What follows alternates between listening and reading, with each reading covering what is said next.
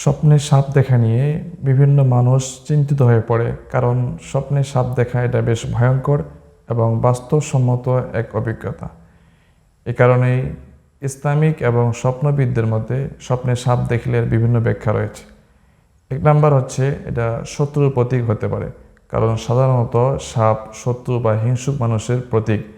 এজন্য কেউ স্বপ্নে সাপ দেখতেছে, তাকে কামড়াচ্ছে অথবা ধাওয়া করতেছে, তাহলে এদিকে ইঙ্গিত করে যে আপনার সামনে কোনো বিপদ বা শত্রু আপনার কোনো ক্ষতি করতে পারে। 2 নাম্বার, স্বপ্নে সাপ দেখার এটাও হতে পারে যে আল্লাহ পাক রব্বুল আলামিন আপনাকে কোনো পরীক্ষার মাধ্যমে পরীক্ষা করতেছেন, অথবা আপনার সামনে বিপদ আসতে পারে।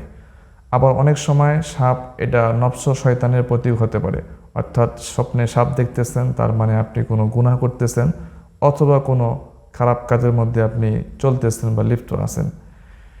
তাহলে মোট কথা হলো, কেউ স্বপ্নে সাপ দেখতেছে, তাকে সাপ কামড়াচ্ছে, তাহলে তার সামনে শত্রু তাকে ক্ষতি করতে পারে, অথবা সাপ আপনাকে ধাওয়া করতেছে, তাহলে সামনে আপনার বিপদ আসতে পারে।